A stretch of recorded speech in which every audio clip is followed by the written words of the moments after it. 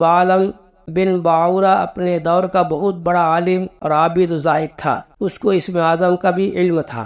یہ اپنی جگہ بیٹھا ہوا اپنی روحانیت سے عرش اعظم کو دیکھ لیا کرتا تھا۔ بہت ہی مستجاب الدعوات تھا، اس کی ہر دعا قبول ہوتی تھی، اس کی دعائیں بہت زیادہ مقبول ہوا کرتی تھیں۔ اس کے شاگردوں کی تعداد بھی بہت زیادہ تھی۔ مشہور یہ ہے کہ اس کے درسگاہ میں طالب علموں کی صرف 2 دعوتیں 12,000 تھیں۔ جب حضرت سیدنا موسیٰ علیہ السلام قوم جبارین سے جہاد کرنے کے لیے بنی اسرائیل کے لشکروں کو لے کر روانہ ہوئے تو بعلم بن باور کی قوم اس کے پاس گھبرائی ہوئی آئی اور کہا حضرت موسیٰ علیہ السلام بہت ہی بڑا اور نہایت طاقتور لشکر لے کر حملہ آور ہونے والے ہیں، یہ وہ چاہتے ہیں کہ ہم لوگوں کو ہماری زمینوں سے نکال کر یہ زمین اپنے قوم بنی اسرائیل کو دے دیں، اس لیے معاذ اللہ آپ موسیٰ علیہ السلام کے لیے ایسی بد دعا کر دیجئے کہ وہ شکست کھا کر واپس چلے جائیں۔ آپ چونکہ مستجاب الدعوات تھے اس لیے آپ کی دعا ضرور قبول ہو جائے گی۔ یہ سن کر بعلم بن باورا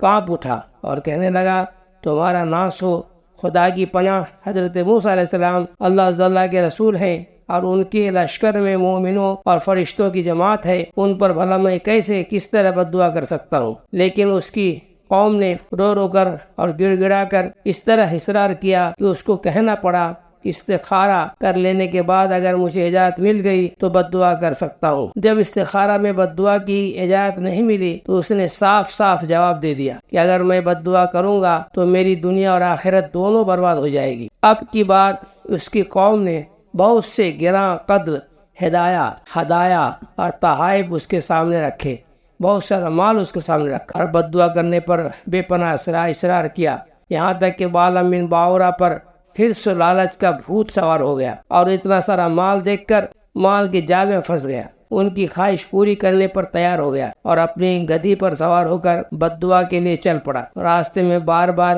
اس کی گدھی ٹھہر جاتی اور منہ موڑ کر بھاگ جانا چاہتی تھی، مگر یہ اس کو مار مار کر آگے بڑھاتا رہا، یہاں تک کہ گدھی کو اللہ جل نے گویائی کی طاقت عطا فرمائی اور اس نے کہا افسوس بعلم تو کہاں جا رہا ہے، کدھر جا رہا ہے؟ دیکھ میرے آگے فرشتے ہیں جو میرا راستہ روکے ہیں اور میرا منہ موڑ کر مجھے پیچھے دھکیل رہے ہیں۔ اے بعلم ذرا برا ہو، کیا تو اللہ کے نبی اور مومنوں کی جماعت پر بد دعا کرے گا؟ مگر بعلم بن باورا کی آنکھوں پر لالچ کی پٹی بن چکی تھی، لہذا وہ گدھی کی تنبیہ سن کر بھی واپس نہیں ہوا اور حسبان نامی پہاڑ پر چڑھ گیا اور بلندی سے حضرت سیدنا موسیٰ علیہ السلام کے لشکروں کو بغور دیکھا اور بد دعا شروع کر دی۔ لیکن خدا جل کی شان دیکھیے کہ حضرت سیدنا موسیٰ علیہ السلام کے لیے بد دعا کر رہا تھا، مگر اس کی زبان پر اس کی اپنی قوم کے لیے بد دعا جاری ہو جاتی تھی۔ یہ دیکھ کر کئی مرتبہ اسی قوم نے ٹوکا کہ اے بعلم تم تو الٹی بد دعا کر رہے ہو۔ کہنے لگا میں کیا کروں، میں بولتا کچھ ہوں اور میری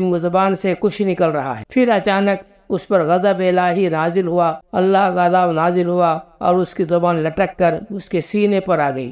اس وقت بعلم باورا نے اپنی قوم سے رو رو کر کہا افسوس میری دنیا اور آخرت دونوں تباہ و برباد ہو گئی، میرا ایمان جاتا رہا اور میں قہر قہار غضب جبار میں گرفتار ہو گیا ہوں، جاؤ اب میری کوئی دعا قبول نہیں ہو سکتی۔ اس طرح سے وہ مال کی لالچ میں پڑ کر اپنا ایمان، اپنی دنیا، اپنی آخرت سب برباد کر لی۔ اللہ کی پناہ بھی اگر ایسے عذاب سے بچنا چاہتے ہیں تو اللہ کی بارگاہ میں استغفار کریں اور کمنٹ میں استغفر اللہ لکھیں۔